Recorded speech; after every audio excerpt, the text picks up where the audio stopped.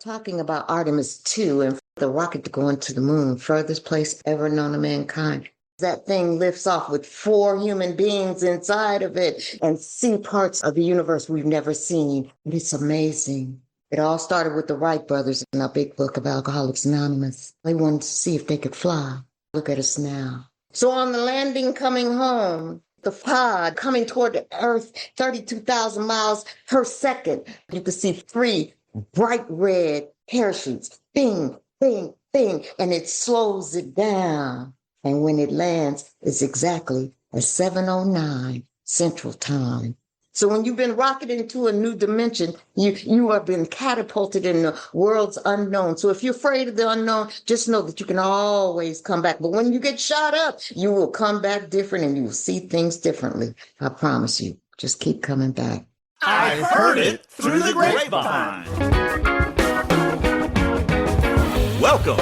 It's the AA Grapevine half-hour variety hour featuring the collected voices of Alcoholics Anonymous. I'm Don, an alcoholic in Greensboro, North Carolina. And I am Olis, an alcoholic in beautiful Oakland, California. Olis. Hey, Don. Hey. I feel like I haven't seen you in a minute. How you doing?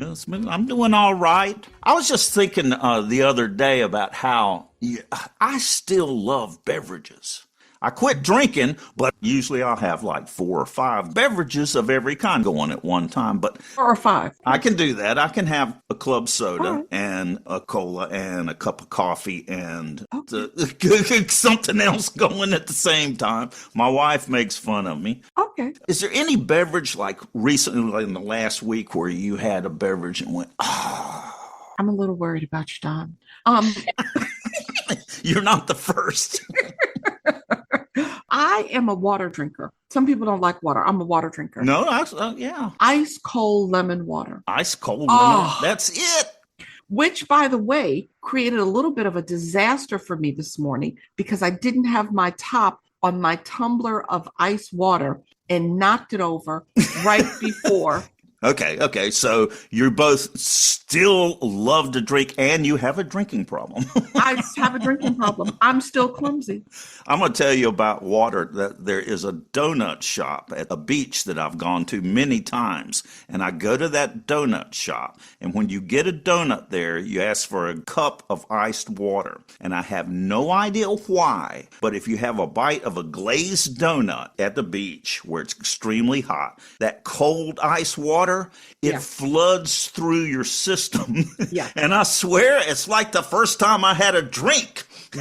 It's the most wonderful thing. So we're on the water wagon. Yeah, we're totally on the water wagon. But this is an interesting topic, Don. What are your non-alcoholic beverage options these days? I wonder if the listeners would write in and tell us, what is your favorite beverage now that you've quit drinking? I'll tell you another one for me. Blueberry milkshake. Blueberry milkshake. I don't know if that's a beverage or not. When you said blueberry milkshake, the calories just flooded into my system. I gained a few pounds listening to that. This is the beautiful thing about being sober. It's other things that I used to not appreciate, I now appreciate. My morning cup of coffee, so good. That's on my gratitude list many a day. So good, man. You know, I love Thanksgiving.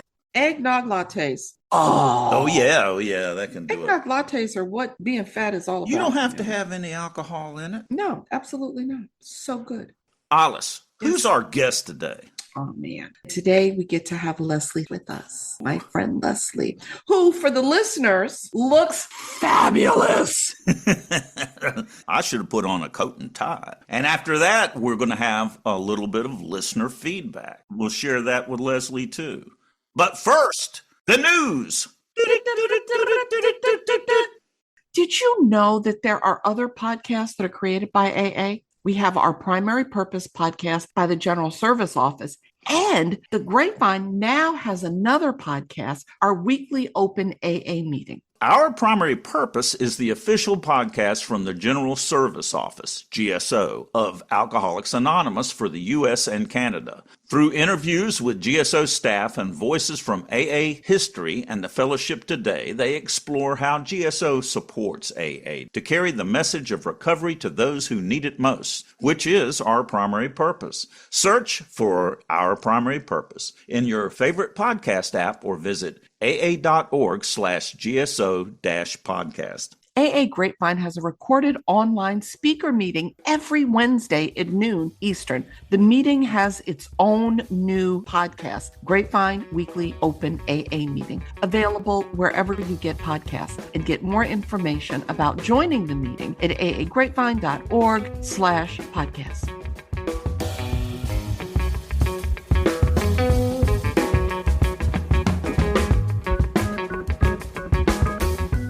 You can give a gift subscription of Grapevine or Lavinia.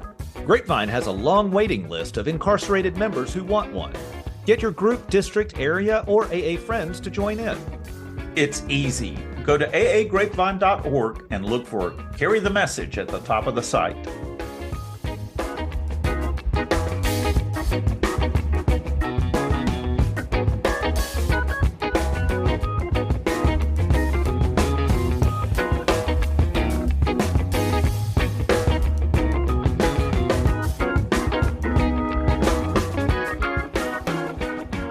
Hi, my name is Leslie S. I'm out of Atlanta, and I'm originally from Los Angeles, California. Hey, Leslie, what did you drink in the past week that you found to be the most exceptional beverage that wasn't alcoholic? If I'm in the South, I'd be wrong if I didn't say me a little glass of sweet tea, baby. Sweet tea. Oh, girl, I've become officially Southern.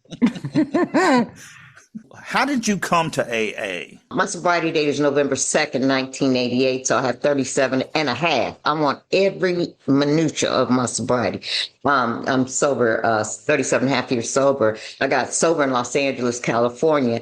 My last and final surrender, and I didn't know it was a surrender at the time. So I was hanging out with a guy who's a good friend of mine. You know, he was kind of like my get down buddy. Yeah.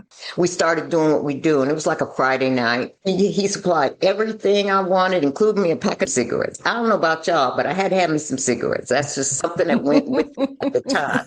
What did he supply you with, as well as cigarettes? Alcohol, the hard substance. There was an old timer that used to say they'll both kill you. One quickly, one will kill you slowly. And so I was ready to start partying. Went to a low bottom motel. I'm sorry, my ego kicked in when I said hotel. It was a motel, you know, with the chicken wings and the bones in the closet. Don't sit on the spread type hotel. Like throw that back and sit and take your chances on a blanket. We started doing what we were doing, and it didn't do what it's supposed to do. I mean, you know, in our big book, it says men and women essentially like, we drink because we like the effect produced. Well, I wasn't getting an effect. Right. It was like drinking sweet tea. Right. Ooh, that was a good segue. That was a good segue. How about you see how I brought those two together? I Anyway, do.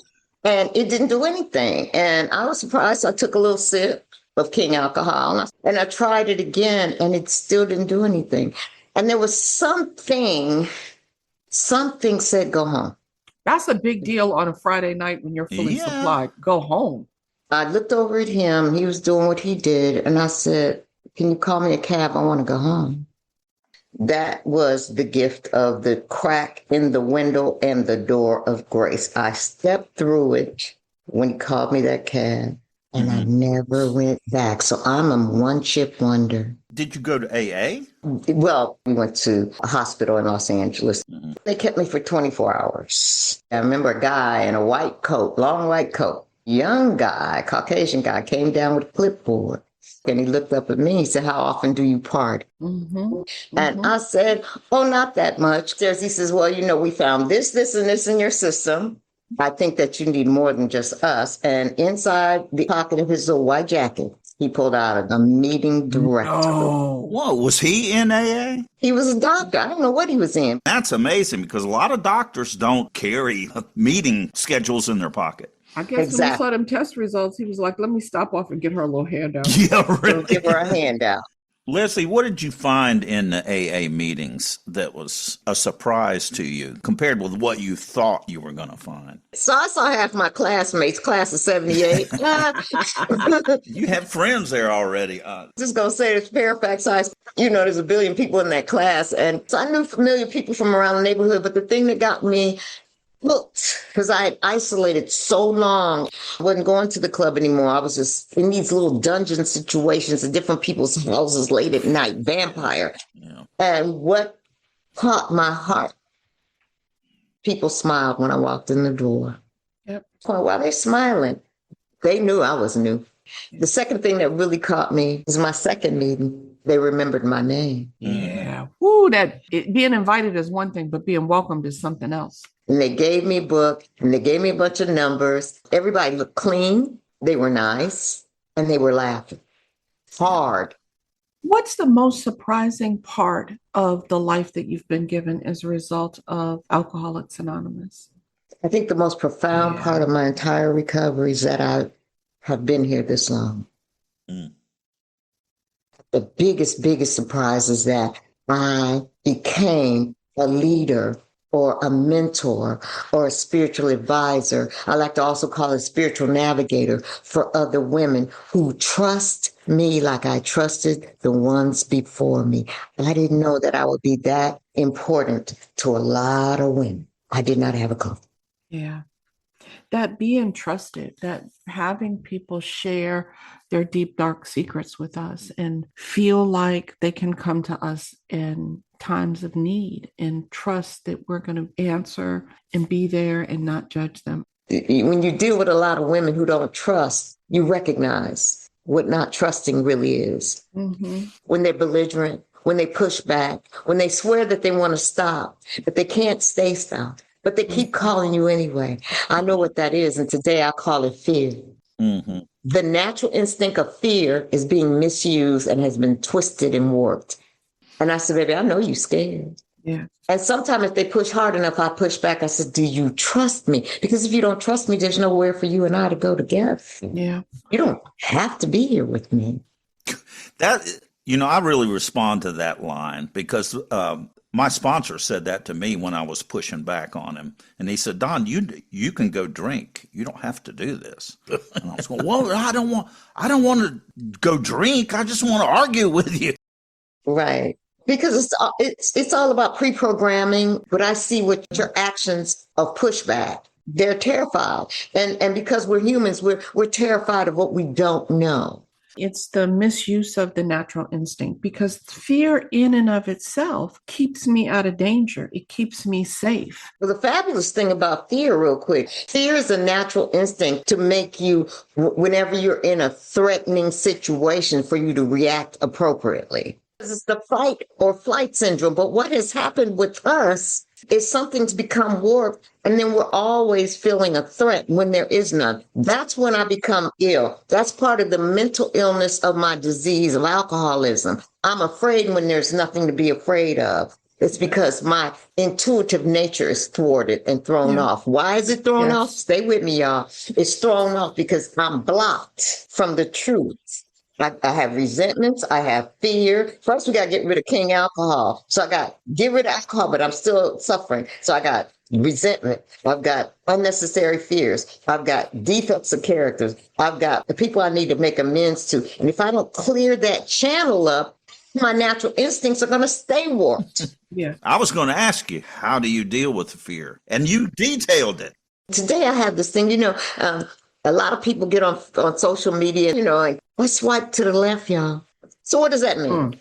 Fear is my magic magnifying mind trying to scare me to death, trying to put me back into atheistic or agnostic thinking. My egoic fear wants me to be off balance and off centered. So it'll send me these messages through my brain that are just magic magnifying messes. And then I think of them as truth, then I'm terrified. But today, what I've been practicing in my meditation, and meditation is for me just sitting still. If you see that guy that looked like your great granddaddy, he even liked you, you know what you do? You swipe to the left. So when those fears come and they start, you know what you're going to do? You know you're short on your house note. You know you can't pay your taxes. You know you're retired now and you only make X amount of dollars and you can't really go here and go there. When it wakes up waiting for me and it starts chattering in my ear, I swipe to the left. I say, we're not going there today. And I bring myself to the right now. Okay, Leslie, get up, brush your teeth, take a shower. It's just that simple, but it's not easy. Yeah. Swipe left. So swipe to the left, baby. All right. It's time for the Ask It Basket. Call 212-870-3418 or write us at podcast@aagrapevine.org. We received this question from Danny M. in Sherman, Texas. Danny writes, I came across something odd today. My home group recently started reading the current month's tradition, long form, in lieu of reading the entire tradition's short form at the start of every meeting. Tradition 2 in the short form is one sentence longer than the long form. Given the attention to small details, I can't imagine it's been a long-standing error. I was just wondering, what's the purpose of this? Thanks. Well, I think we need to hear the long and short form. So the short form of tradition 2 is, for our group purpose, there's but one ultimate authority, a loving God as he may express himself in our group conscience. Our leaders are but trusted servants. They do not govern. Surprisingly, the long form... He just cut out, our leaders are but trusted servants. They do not govern. That's right. Well, thanks, Danny. And this is a good question. So what we did is we sent this to the General Service Office, and we received this reply from Michelle Mercer, General Service Office Archivist. We know that Bill worked on shortening the traditions, as he explained in this June 17th, 1949 letter. Alice, you be Bill. Read the letter. Accordingly, I have worked over the materials once more, coming up with what I hope is a quieter and clearer job, something which would be a more fitting companion to the 12 steps themselves and of just about the same wordage. Michelle continues. However, in so doing, the short form of Tradition 2 was presented with an additional sentence. Our leaders are but trusted servants, they do not govern, and thus became longer than the original. Why did Bill add this sentence? To date, we've not found any letters written by Bill specifically addressing this intentional inclusion of the text. While historical context offers plausible interpretations, the absence of primary documentation prevents us from reaching a definitive conclusion. Well, we can't add anything but speculation to that, Alice. That's interesting. I'm so glad that you wrote us, Danny. Alice, let's have another question. So here is something sent in to us from B. B writes, Hey, Alice, Sam, Don, and Grapevine Group. Got you first in that one, Alice. Yeah, I know. Got me first on this one. I'm moving on up. Was there a point in any of your sobriety journey where not drinking, working on the steps, and building a better present day did not feel like swimming upstream in a hurricane? I've been struggling to stay sober for 2 years now. I get 30, 60, even 90 days, and then I fall spectacularly off the wagon. I've been leaning hard on meditation and trying to focus on today, while also addressing the big why. What drives me to drink most of the time? But most days of the week, I wake up thirsty. I go about my day thirsty. I go to bed thirsty. It feels like a battle. One I hope will be worth the fight, but some days I'm not sure I can win. I am aware that part of my battle fatigue is because of what and how I've lived so far. I'm just tired of feeling like I always have to fight to live.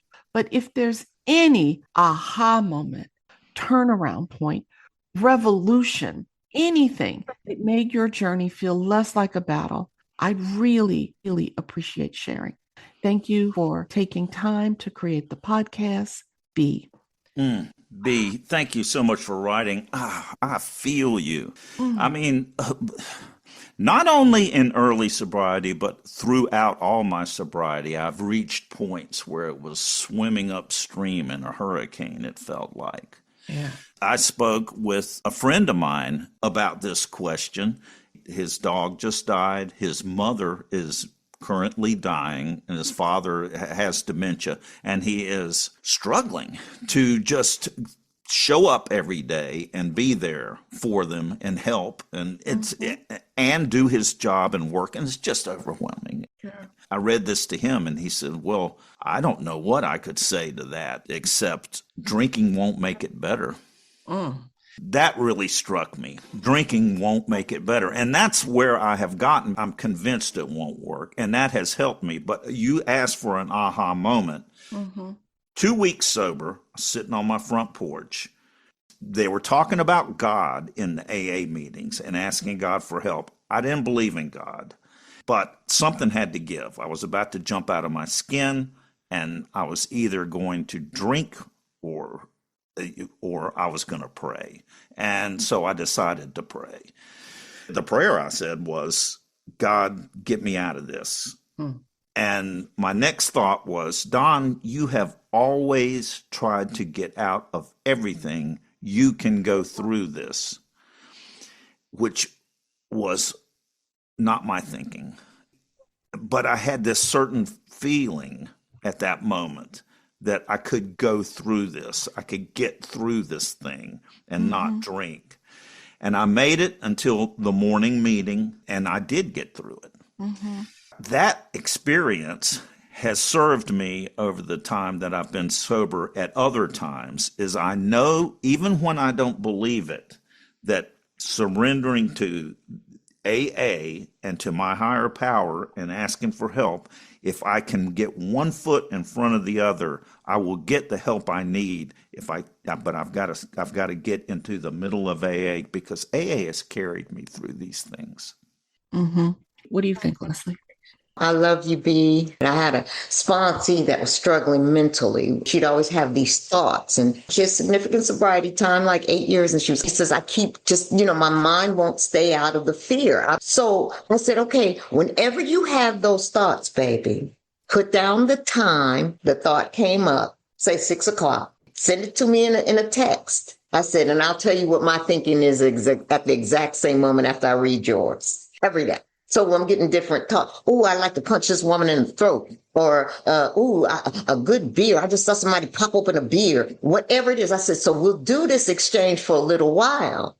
Because what happens is when you expose the thoughts and you have someone that's juxtaposed to the thought of drinking or acting out in behavior or acting out on a defect, which are all fear-based. See, all your thinking is doing is giving you different levels of fear, baby. It does not want you to succeed. It does not want you to overcome the disease of alcoholism. We're like babies. If you take our bottle away, we're going to cry.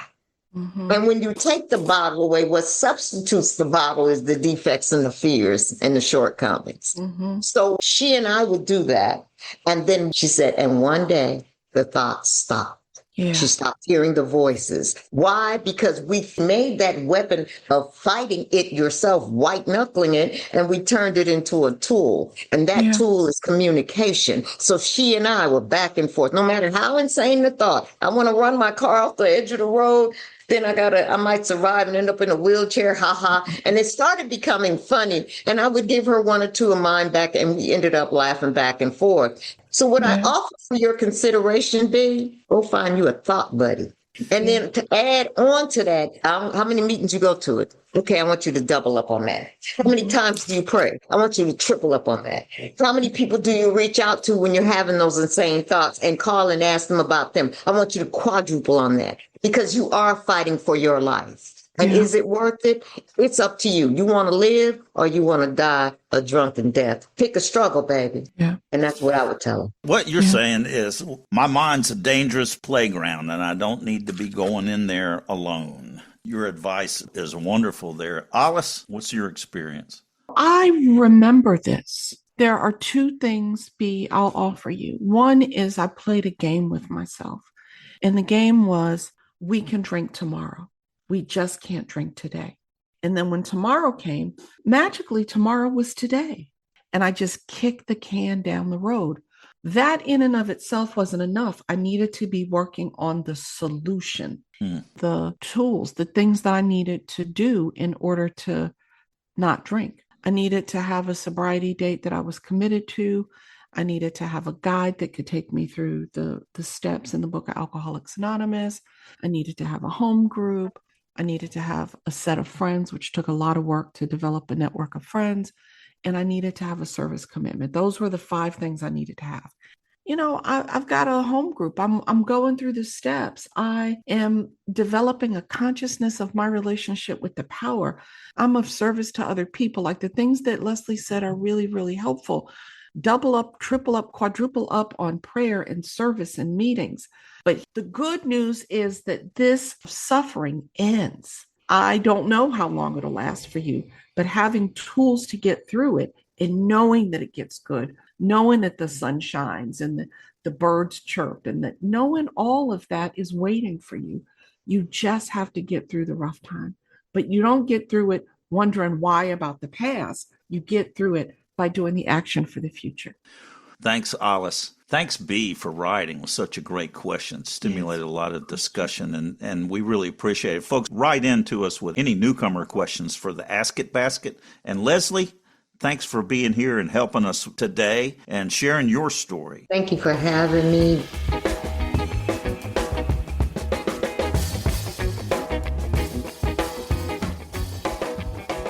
I'm Alex. I'm an alcoholic from Louisville, Kentucky. Ever since I came into AA, I've subscribed to the Grapevine print version before they had the digital, and now I subscribe to both. And I find that reading the stories in the Grapevine from different people who submit their own experience is so varied and just so interesting. And I really like that they're relatively short. The digital aspect of the Grapevine gives me access to the archives, which is fascinating. I love the Grapevine. I really do. Want to contribute without receiving a subscription? Visit aagrapevine.org and choose Carry the Message to help provide subscriptions to those in need. Download the app and subscribe today. It's only $2.99 a month. $3 a month? Come on.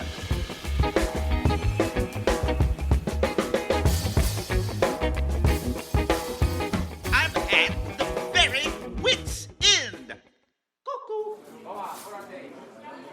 The meeting topic at the Brain Damage Group tonight is patience. The meeting is now open for your shares. Hi, my name is Barnaby. I'm an alcoholic. Patience. So I have plenty of that, mainly because I never used any of it. Been saving it up for years.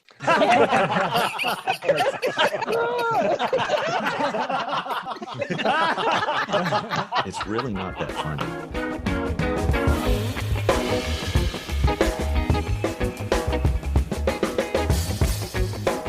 Thank you for joining us. The AA Grapevine Half Hour Variety Hour is posted every Monday and is produced by AA Grapevine, Inc. We don't speak for Alcoholics Anonymous as a whole, but we do share the experience, strength, and hope of members to help others recover from alcoholism. All things Grapevine are available at aagrapevine.org, including our app and how to get in touch with us. Find us on Instagram and YouTube. If you want to know more about Alcoholics Anonymous, visit aa.org or search Alcoholics Anonymous in your city.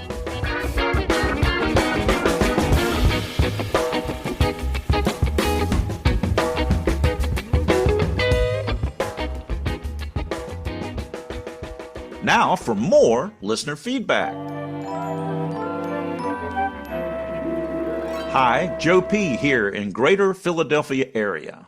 I found this podcast about 6 months ago while in my car and in need of an AA message. I love the show and listen every week, either on my way to work or at the gym. Thank you. Joe P., 18 years. Thanks, Joe. Joe, thank you so much.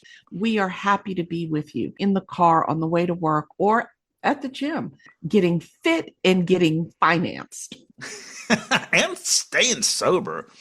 We got this email from Yaser. I don't know if we're saying your name correctly, Yaser. Please forgive us. Hi, Grapevine team. I recently heard a caller mention how, after putting down alcohol, food became a significant struggle. That really resonated with me There's a 12-step program called Food Addicts and Recovery Anonymous, FA, and their website is foodaddicts.org. It may be a helpful resource for listeners who identify with that experience. Otherwise, I just want to say how much the podcast has meant to me. You've completely changed how I feel about driving and even being in the car. I take you with me everywhere. Listening feels like watching a 3D movie. Every episode is high quality, intelligent, and timely. Ooh, intelligent. I know. What?